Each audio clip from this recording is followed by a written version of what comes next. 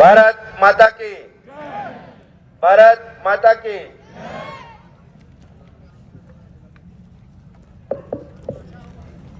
અહીંયાથી પૂર્વ વક્તાઓએ ખૂબ જોશ અને આક્રોશની અંદર પોતાની વાત મૂકી છે. એ વાતનું હું પુનરાવર્તન કરવા માંગતો નથી, પરંતુ હમણાંની જે સ્થિતિ ઊભી થઈ છે એ સ્થિતિ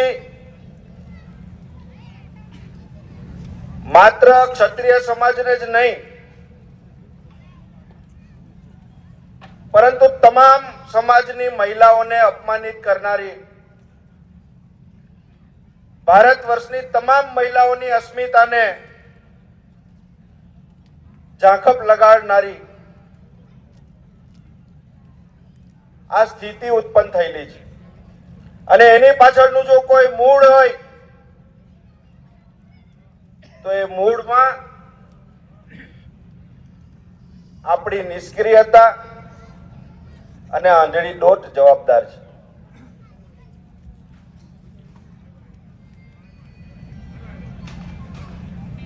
સનાતન હિન્દુ ધર્મની અંદર જો કોઈ સર્વોપરી હોય તો એ જગતગુરુ શંકરાચાર્ય છે. આજે આપણે એટલા આંધળા થઈ ચૂકેલા છે કે શંકરાચાર્યજીની વાતને પણ આપણે અવગણના કરી અને એમની વાત પણ ન માની ભગવાન રામનું ભવ્ય મંદિર બન્યું, આપણને સૌને ગૌરવ છે. પણ જ્યારે શંકરાચાર્યજી એમ કહેતા હોય કે મંદિર પૂર્ણ થયેલું નથી અને કોઈ પણ મંદિરની પ્રતિષ્ઠા જ્યારે શિખર પૂર્ણ થાય અને ત્યારે જ કરી શકાય, ત્યારે આપણા ત્રાજવાની અંદર શંકરાચાર્યજી કરતા મોદીજીનું પલ્લું ભારે હતું. આ આપણી જે આંધળી ભક્તિ છે અને એ જ આંધળી ભક્તિ આજે આ એનું પરિણામ છે. ક્ષત્રિય ધર્મ યુગે યુગે અને જ્યારે જ્યારે પણ આ સમાજની અંદર અરાજકતા અને અન્યાયનું વાતાવરણ ઊભું થાય છે ત્યારે જે અહીંયાથી ક્ષાત્ર ધર્મની વાત કરી અને ત્યારે ક્ષત્રિય તરીકે આપણા સૌનું લોહી ઉકળે એ સ્વાભાવિક છે. પરંતુ આ લડાઈ એ માત્ર ક્ષત્રિયોની લડાઈ નથી. રૂપાલાજીનું જે નિવેદન છે એ નિવેદન ખૂબ જ ખેદજનક છે. એમણે જે વાત કરી કે રજવાડાઓ અંગ્રેજોની સામે નમી જતા હતા અને રજવાડાઓએ રોટી બેટીનો વ્યવહાર કર્યો છે. જ્યારે રજવાડાઓ માત્ર ક્ષત્રિય ધર્મના નહોતા, અનેક સમાજના શાસકો આ ભારત વર્ષની અંદર આઝાદી પૂર્વે હતા. એક તરફ બ્રિટિશ ભારત જે અંગ્રેજોની હુકુમત હતી અને બીજી તરફ નાના મોટા રજવાડાઓ હતા. આજે અખંડ ભારતની જ્યારે રચના થઈ છે અને એ આઝાદીની લડાઈની અંદર પણ ક્ષત્રિયોએ ત્યાગ, બલિદાન અને પોતાની ખૂબ મોટી સંપત્તિઓ પણ આ દેશને માટે ભારત માતાના ચરણોમાં ધરી દીધી. આજે હું નમન કરું છું એ 562 રજવાડાઓને. આજે સ્ટેચ્યુ ઓફ યુનિટીની બાજુમાં આપણે બેઠા છે, સરદાર વલ્લભભાઈ પટેલના સાનિધ્યમાં બેઠા છે. આજે સરદાર પટેલનો આત્મા પણ રડતો હશે. જે પ્રમાણે શાસન વ્યવસ્થા અત્યારે ચાલી રહેલી છે, આપણને સૌને એમ હતું કે આ લડાઈ એ સામાજિક લડાઈ છે અને આ એ સમાજ છે કે જે સમાજે ભારતીય જનતા પાર્ટીને નાના છોડમાંથી વટ વૃક્ષ બનાવવાની અંદર તન મન અને ધનથી પોતાનું યોગદાન આપેલું છે અને એટલા માટે આપણને સૌને આત્મવિશ્વાસ હતો કે આપણી જે માંગણી છે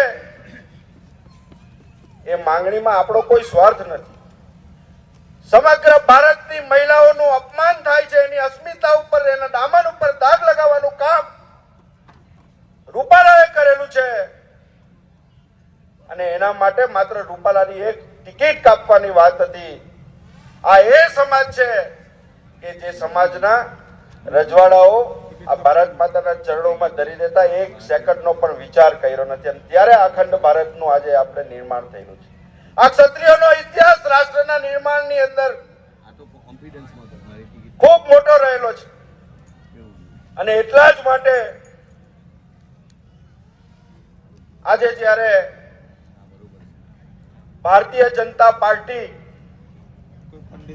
એનો અહમ એટલો ચરમસીમા ઉપર છે, એ અહમ તોડવાનું કામ પણ જ્યારે ક્ષત્રિયોએ ઉપાડેલું છે ત્યારે મને ચોક્કસ વિશ્વાસ છે કે આ લડાઈમાં જોમ જુસ્સાની સાથે સાથે આપણે હોશમાં પણ રહેવાની જરૂર છે. કોઈ પણ લડાઈ લડીએ ત્યારે એનું પહેલું શસ્ત્ર શિસ્ત અને આ સમાજ જે રીતે લાખોની મેદની ભેગી થાય છે અને એમાં શિસ્તના જે દર્શન કરાવે છે અને એમાંથી જ આપણને વિશ્વાસ ઉભો થાય છે કે આવનારા દિવસોની અંદર વિજય સમાજનો થવાનો છે. આ લડાઈ એ અન્યાય સામેની લડાઈ છે, અભિમાન સામે સ્વાભિમાન માટેની લડાઈ છે અને એ લડાઈ આપણે ચોક્કસ જીતીશું. જ્યારે રાજા રજવાડાઓના રાજ હતા ત્યારે લોકશાહી પૂર્વે શસ્ત્રોથી લડાઈ થતી હતી, તલવાર ભાલાથી લડાઈ થતી હતી. આજે લોકશાહીની અંદર આપણને જે શસ્ત્ર મળેલું છે એ મતાધિકારનું મળેલું છે અને એટલા જ માટે 6 દિવસ બાકી છે. અનેક હટકંડાઓનો ઉપયોગ કરવામાં આવશે, સમાજની અંદર ભાગલા પાડવાનું કામ થશે. આજે ભરૂચમાં પણ ભાજપૂતોની મીટિંગ થઈ છે, એને આપણે આદર આપીએ છીએ, સન્માન કરીએ છીએ, સમાજના વડીલો છે, પરંતુ ત્યાંથી ખોટા નિવેદનો થાય કે સમાજ ગેરમાર્ગે દોરાઈ રહેલો છે ત્યારે હું એમને કહેવા માંગુ છું કે આ એક ક્ષત્રિય સમાજ છે કે જે ક્ષત્રિય સમાજે દેશને દિશા આપવાનું કામ કરેલું છે અને એટલા જ માટે આ સમાજ કોઈનાથી દોરવાય એવો નથી, કોઈનાથી ભ્રમિત થાય એવો નથી અને એટલા માટે આપણે સૌએ અત્યાર સુધી જે એકતા રાખી છે એ જ પ્રમાણે એકતાના દર્શન 7મી તારીખે પણ કરાવીએ અને અહીંયા બેઠેલા છે એટલા જ નહીં પણ આપણા જ્યાં જ્યાં સંપર્કો છે ત્યાં આપણે સૌ ભારતીય જનતા પાર્ટીની વિરુદ્ધમાં મતદાન કરવા માટે નક્કી કરેલું છે. ઘણા મિત્રો નોટામાં મત આપવાની વાત કરે છે, ઘણા મિત્રો મતદાનથી અડગા રહેવાની વાત કરે છે, તો એમાં આપણને પરિણામ મળી શકવાનું નથી. આપણો ધ્યેય માત્ર ભારતીય જનતા પાર્ટીને હરાવવાનો છે અને ભારતીય જનતા પાર્ટીને હરાવવા માટે જેમ અર્જુનને માત્ર પક્ષીની આંખ દેખાય એમ આપણને પણ 7મી તારીખે ભાજપને હરાવવા વાળો સબળ જે વિકલ્પ હોય એ વિકલ્પને સમર્થન કરીએ અને આપણી જે અસ્મિતા છે એ અસ્મિતા બચાવવા માટેના આ આંદોલનની અંદર આપણે વિજય તરફ આગળ વધીએ એ જ અભ્યર્થના સાથે આપ સૌએ મને શાંતિથી સાંભળ્યો એ બદલ આપ સૌનો હૃદયપૂર્વક આભાર માનીને વિરમું છું. જય હિન્દ, જય ભારત. ખૂબ ખૂબ આભાર મિત્રો. સતત